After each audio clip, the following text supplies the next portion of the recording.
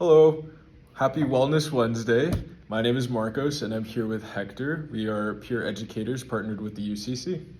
Hi guys, my name's Hector, and today Marcos and I are going to be talking about third places, what they are, and how they can be beneficial to you. Think of a comfortable space that you are frequently inhabiting that is not your job, your home, or school.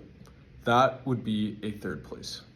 This place is essentially a space where you exist that is not your home or workplace, that promotes and encourages a community. For example, a third place for me is the beach, where I meet up with friends occasionally. Sometimes I run, sometimes I go fishing, or sometimes I just relax and remind myself how great God is and how He's always in control.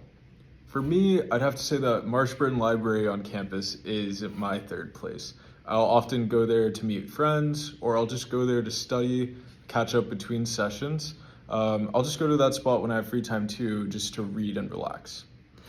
Yeah, third places are beneficial for taking out an individual out of a specific context that they may feel negative emotions in.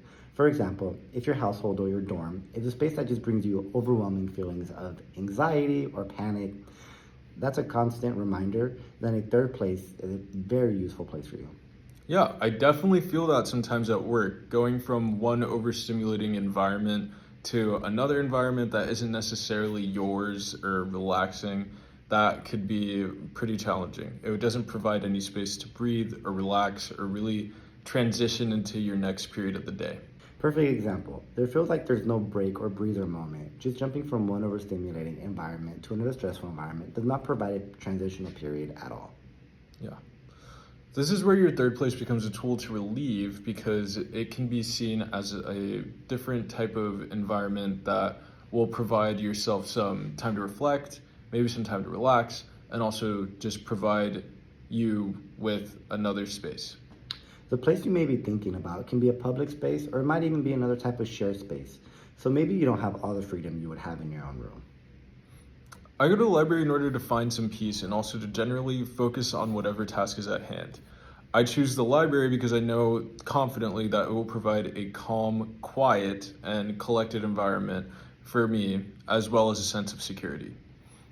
Now that we know what third places are, let's think about why you might cultivate yours to best fit you. Think about what you want to get from this place, or think about why you want to be there to begin with. Yeah, just being in that space and understanding why you choose to go to a certain space can be quite helpful for you to figure out other things in your life.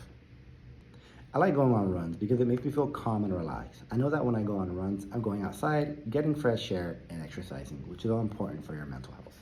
If your third place is something like a coffee shop to sit in for a while, maybe think about why you chose to go to a public space.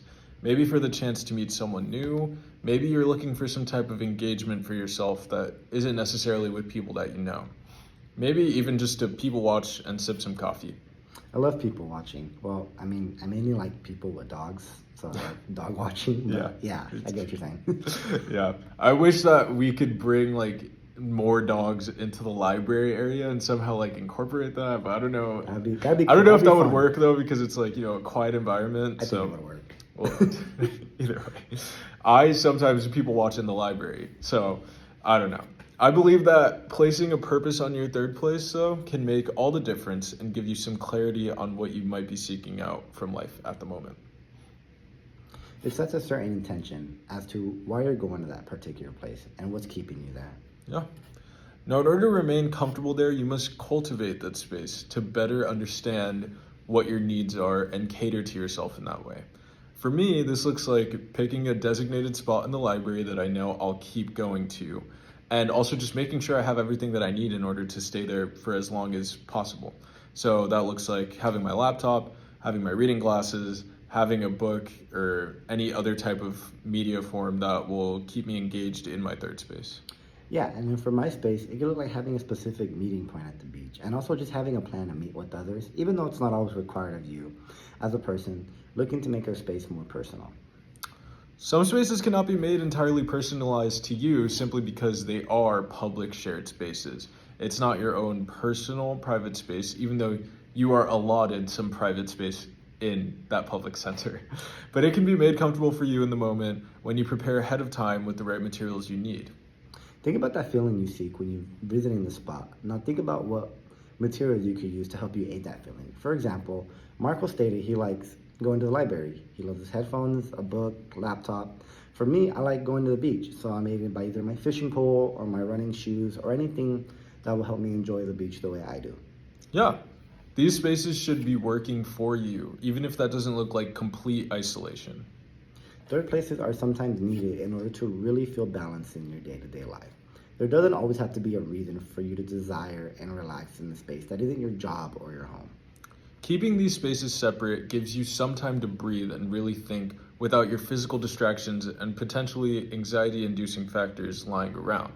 I know sometimes for me, when I'm just laying in my room, there's like my folder on my desk and there's other responsibilities around the house like dirty laundry, things like that that are just underlying anxiety and keeping an unconscious space in the back of my head. So I'm not really thinking about what's happening right now. I'm thinking about, oh, I can't lay down and relax because I have so many other tasks to do on top of homework and on top of all my other assignments. It's like too much sometimes in one space. So you might want to select another area to go to, like a third place, in order to feel relaxed and also be able to focus without any of that in your subconscious. Yes, absolutely. And just think about that space that you might consider your third place. Yeah, think about what you want from that space specifically. And make the connection between that space and your feelings. And then think about what helps you feel those calming feelings for longer.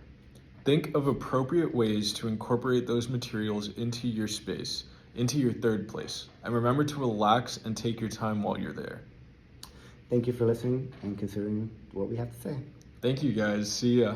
See you guys.